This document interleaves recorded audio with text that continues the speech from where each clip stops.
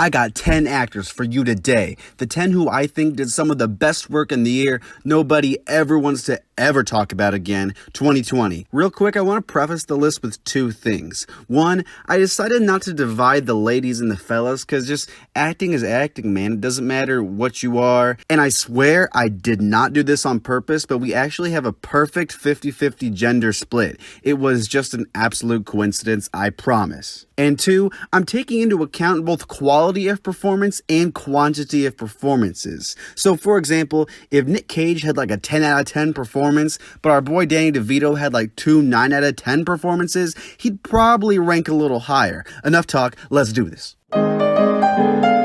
So I'm gonna be honest, before 2020, I didn't really know who Elisabeth Moss was. To me, she was kind of always just the actress from Handmaid's Tale, and I never really saw her anything because I don't really watch that show. So in 2020, she had two really good performances that we need to talk about. First of all, in Shirley, she has a solid performance. I mean, say what you will about the movie, but the performance is solid. But then we get a really good performance in The Invisible Man. Her performance is so awesome because she plays all sides of the character so well. She plays paranoid, she plays afraid, and she also plays kind of a little crazy. She does all of this too while not even working off of another actor. In my one acting class I took one time of my time in the theater, I was told that acting is a lot of just playing off of the other, quote unquote, and she does such a good job while not even playing off of anybody. She's a super underrated actress and everyone needs to know her name and keep an eye out for the future. I swear, dudes, she's gonna be awesome.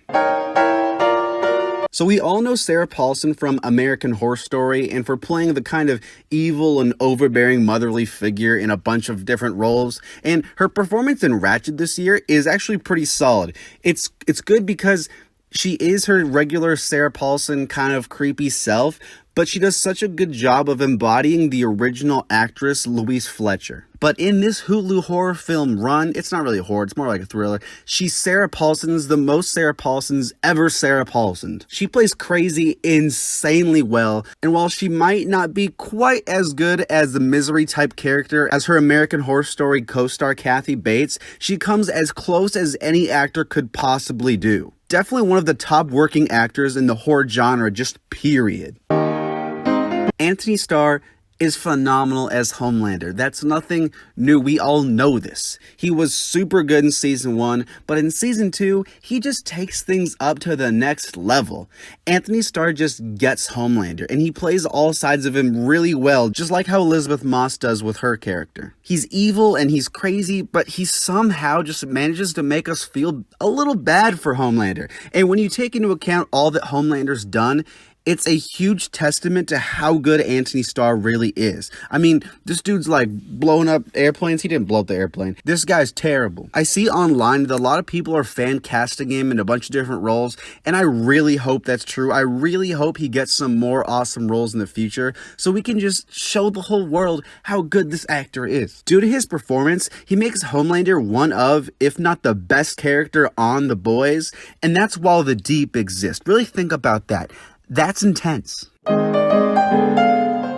Next up, we got Pedro Pascal, and straight up, I love this guy, alright? His characters are always so diverse. First we got Oberyn from Game of Thrones, and then we got the Mando, and now we got Maxwell and Wonder Woman, right? He is so good in season 2 of Mando, and he doesn't even need to show his face. And it's a really big and important thing we have to talk about, and we can't forget about this, that he's able to convey so much emotion in just his voice, right? So many times in acting, people give really dramatic facial expressions and all that thing. They'll make a big horrific face when they're scared. But Pedro Pascal can't do that in Mandalorian. He has to convey everything in just his voice, and he does a really good job with that in mind. Also, say what you will about Wonder Woman. I personally wasn't the biggest fan of it, but dude, him as Maxwell, he is so freaking good. He's chaotic, he's kind of sympathetic, and he feels like he's just having so much fun playing this role. He's one of my favorite actors working, and real quick, not sponsored or anything, obviously I have 700 and whatever subscribers. Watch Prospect on Netflix, okay? It's The Last of Us in space, and he's awesome. Go watch it. Speaking about portraying emotion through just a voice, we have to have at least one voice actor on this list, and that is definitely Ashley Johnson as Ellie in The Last of Us Part 2. Again, say what you will on The Last of Us Part 2. Alright, we don't need to fight about this. I'm not going to say how I feel. Okay, so just chill, but we can all agree that she is so good in this game. She is phenomenal. The acting in this game all around is just really good, right? She was awesome as Ellie in part 1, but in part 2, she brings the dramatic acting up several notches. She doesn't just play this character, this kid who just tells puns and cracks jokes. She portrays Ellie in a way where we see that she's aged, but we see she's still the same character. It might be hard sometimes, I imagine, to portray a character who's gone through this big aging process when you, of an actor, haven't aged as much as the character, but she just did such a good job of showing this age and this growth in Ellie and how she deals with tragedy. Just overall really good. Come on, we all got it. We can all agree on this, okay? Haters and lovers, we can all agree.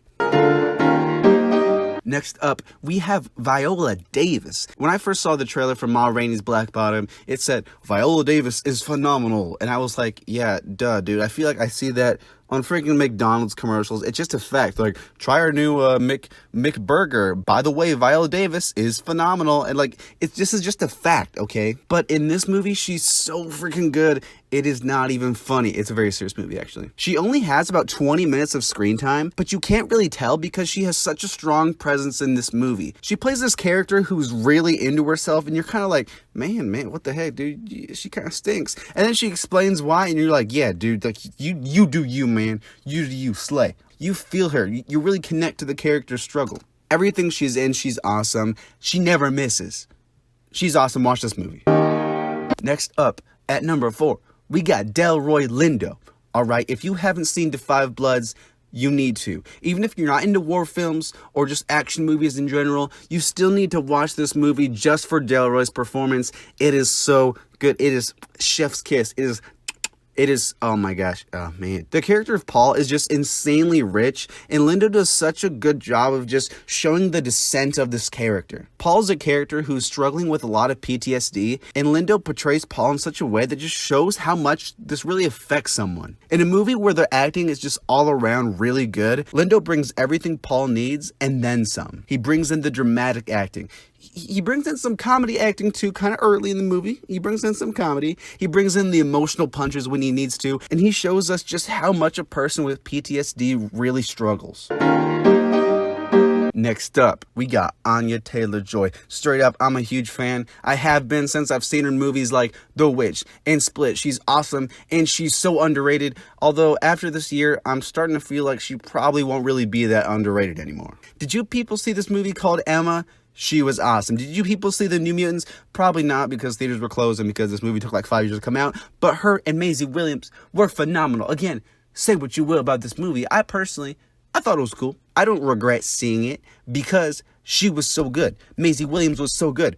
The acting was pretty good in this movie. And then there's, of course, we have to talk about this, The Queen's Gambit. And someone please give her and this show all the awards for everything. Beth is such an awesome character, and she's played to perfection, with 3 really solid performances this year, and a few more coming up in Edgar Wright's next film, and the Furiosa prequel. I'm telling you guys, she's one of the best working actresses. Don't at me, okay? Don't at me, this is a fact. So straight up, I just want to yell delusions at the top of my lungs right now, but my room's connected to my brother, and I don't want to wake him up. But man, Robert Pattinson, this man went off this year with 2 phenomenal performances in Devil All the Time and in Tenet. I'm so happy that this guy has finally ditched the Twilight persona, and he's seen for so much more than that now. Playing a truly terrible, creepy, and just messed up character in Devil All the Time, Pattinson is just so damn good in this role. He's an awful character, but I just can't help but love every second he's on screen. The accent is awesome. He's just such a damn good villain. And then we get Tenet, and he's pretty awesome in this movie too. Definitely the most likable character in the film. Neil is just fantastic, and he's nothing like Preston, which just shows how different Pattinson can be in his range, and how Twilight, we don't really need to talk about that anymore. With Batman coming up next year and The Lighthouse last year, this dude has solidified himself as a top tier actor. Guys, if you're still holding the sky back to Twilight, what are you doing? Watch The Lighthouse, watch Tenet. This guy, he's unstoppable. So, real quick, I want to preface and say that some people might think this decision is biased because of what's happened this year, but if you've seen these performances, this man gave a phenomenal year of acting. You know that this isn't biased or anything like that. Starting off with The Five Bloods, Stormin' Norman really isn't in the movie that much, but he has such a strong presence in the film. We feel like he's always there. We feel his presence just in the air around the other characters. He's such a good character, and I started to feel the same admiration for Stormin' Norman that the main characters in the film felt. And then, guys, we get that 10 out of 10 scene with Delroy Lindo, and it is just one of the best scenes in the entire year, movie, TV, everything. The performance is honestly good enough to give Chadwick a spot on this list, but then we get Ma Rainey's Black Bottom, and dude, come on. The acting in this movie is all around fantastic. I already talked about Viola Davis, and Chadwick's portrayal of Levy is just one of the best in the film. Heck, it probably is. I feel his ambition and I feel his frustration, and the character is just so damn real. We get two phenomenal monologues that are both easily Oscar worthy. Let's be honest. The ending is just heartbreaking, and the man's just, he's phenomenal. Thank you so much for watching, and if you enjoyed this list and what I'm doing, maybe consider subscribing, please, man. Help me out. I'm trying to get to 1,000 subscribers. Please, dude, help me out, man. I'm struggling. Thank you so much for watching, and I'll see you next time.